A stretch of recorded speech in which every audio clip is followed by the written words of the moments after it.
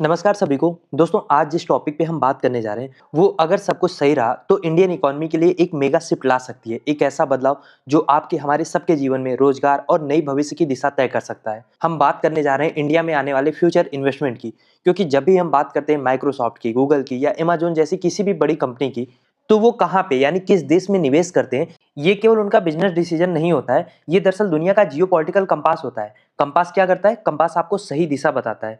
तो आज का ये जो जियोपॉलिटिकल कंपास है, ये भारत की ओर इशारा कर रहा है। पिछले कुछ समय से एक के बाद एक बड़ी योजनाएं, बड़ी घोषणाएं सामने आ रही हैं कि दुनिया भर की जो बड़ी कंपनियां हैं, खासतौर पे टेक कंपनियां, वो भारत में अरबों खरबों डॉलर या तो निवेश कर रही हैं या तो इन फ्यूचर निवेश करने का अनाउंसमेंट कर रही हैं। अब सवाल ये है कि ये कहाँ पे निवेश कर रही है, मतलब इसका केंद्र क्या है? तो इसका जवाब है डेटा सेंटर, क्लाउड इंफ्रास्ट्रक्चर और आर्टिफिशियल इंटेलिजेंस की क्षमताएं।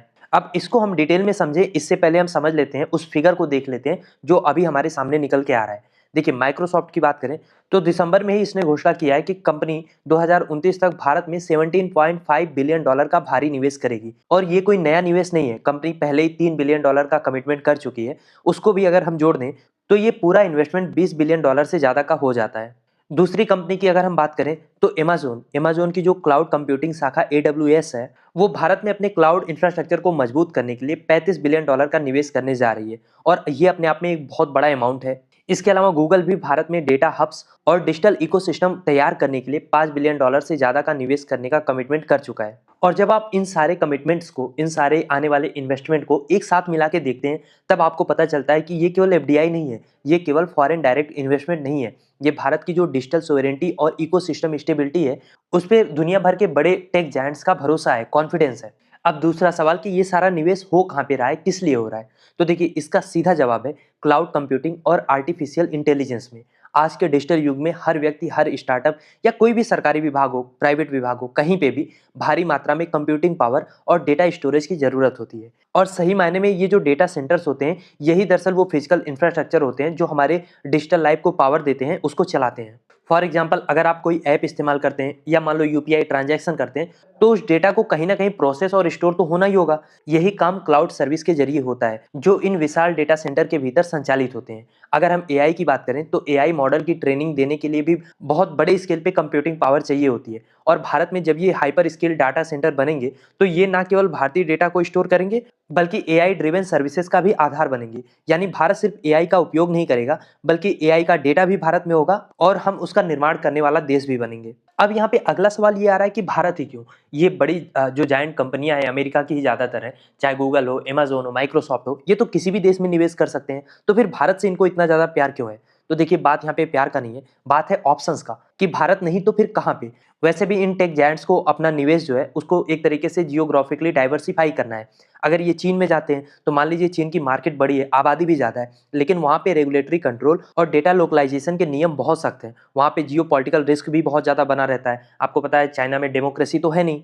इसीलिए जो भी पश्चिमी कंपनियां हैं वो चीन पे वैसे भी अपनी निर्भरता कम करना चाहती हैं। तो कहीं ना कहीं चीन ना जाने का एक डी रिस्किंग फैक्टर ये भी है। यूरोप की बात करें तो यूरोप में छोटे बड़े देश बहुत है, मान लो आबादी उतनी ज्यादा नहीं है। इसके अलावा भी यूरोप में जो GDPR के कठोर नियम है, उससे डेटा प्राइवेसी कानून बहुत वहां पे टफ है, जो व्यापार को जटिल बना देता है। अब अगला सवाल आपका ये हो सकता है, तो ठीक है, ये अमेरिकन ज्यादातर कंपनियां हैं, तो ये अपने ही देश में, अमेरिका में ही डेटा सेंटर क्यों नहीं बना सकती? इन्हें भारत आने की जरूरत क्या है? भारत में इतना पैसा खर्चने की जरूरत क्या है? तो प्रॉब्लम वहां पे ये है कि अमेरिका में इनके पास इतने स्किल्ड लेबर या टैलेंट नहीं है। और जिस तरीके से लगातार ट्रम्प इमिग्रेशन पॉलिसी को कठिन करते जा रहे हैं, H1B वीजा भारतीयों के लिए बहुत टफ हो गया है उसको लेना। और जो ये टेक कंपनियां होती हैं, ये देखिए बस अपना फायदा कैलकुलेट करती हैं। भारत एक ओपन मार्केट है, यहाँ पे बहुत बड़ा टैलेंट पूल भी है, यहाँ पे लोगों की कमी नहीं है, काम करने वाले वर्कर आपको बहुत कम दामों में मिल जाएंगे। और सबसे इंपॉर्टेंट ये है कि भारत एक डेमोक्रेसी है, भारत एक स्टेबल पॉलिटिकल इन्वायरमेंट और एक मजबूत रूल ऑफ लॉ प्रदान करता है, जो लंबे समय के कैपिटल इन्वेस्टमेंट के लिए बहुत जरूरी होता है।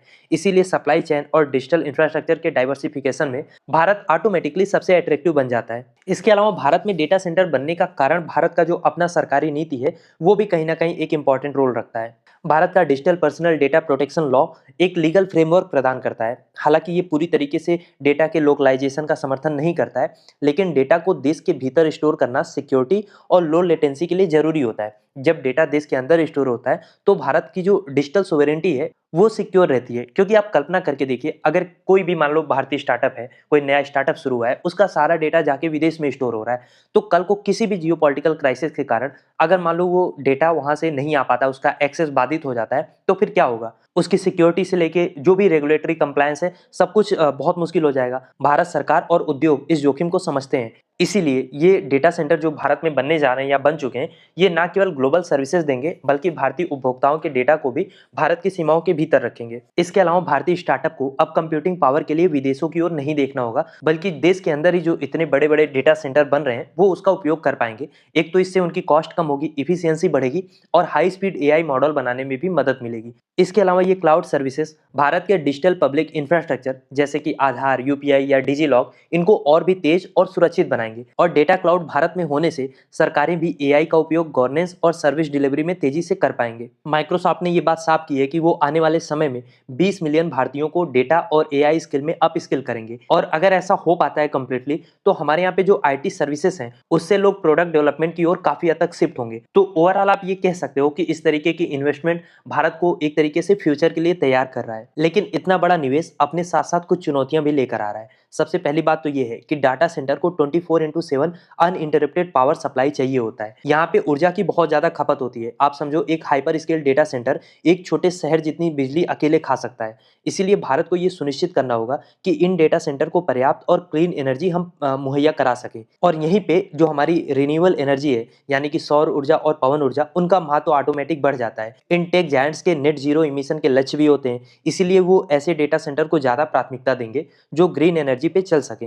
इसीलिए इनडायरेक्टली ये जो निवेश आ रहा है वो भारत का जो रिन्यूएबल एनर्जी सेक्टर है उसके लिए बहुत बेनिफिशियल हो सकता है। दूसरा बड़ा मुद्दा है इंफ्रास्ट्रक्चर का, क्योंकि इन डेटा सेंटर्स को जोड़ने के लिए world class fibre optic networks और तेज कनेक्टिविटी चाहिए। सरकार को भारत नेट जैसी जो पहल है, निजी क्षेत्र के फाइबर डिप्लॉयमेंट को और तेजी से बढ़ाना चाहिए। अभी आने वाले इतने बड़े निवेश को हम सही मायने में कैच कर पाएंगे। हालांकि इन निवेश का एक इंपॉर्टेंट और स्ट्रेटेजिक लिंक भारत के सेमीकंडक्टर मिशन से भी है, क्योंकि डेटा सेंटर जो ये यहाँ पे बना रहे हैं इसका दिल दरअसल चिप होता है। चिप यानी सेमीकंडक्टर। ये हाई परफॉर्मेंस कंप्यूटिंग चिप जो होते हैं वही दरअसल क्लाउड और एआई को संभव बनाते हैं। अगर भारत सेमीकंडक्टर की मैन्युफैक्चरिंग में सफल होता है या आगे निकलता है, तो क्लाउड इंफ्रास्ट्रक्चर के लिए भारत की जो फॉरेन डिपेंडेंस है वो कम हो जाएगी। माइक्रोसॉफ्ट और गूगल जैसे निवेशक इस बात से और ज़्यादा कंफर्टेबल महसूस करेंगे और ज़्यादा निवेश कर पाएंगे कि उनके डेटा सेंटर को जो जरूरी कंपोनेंट्स हैं, यानी कि सेमीकंडक्टर, वो देश के भीतर ही मिल जा रहे हैं। यानी ये डिजिटल सेल्फ रिलायंस की ओर हमारा एक बहुत बड़ा कदम हो सकता है कि ये जो निवेश आ रहा है इसी के साथ साथ हम अपना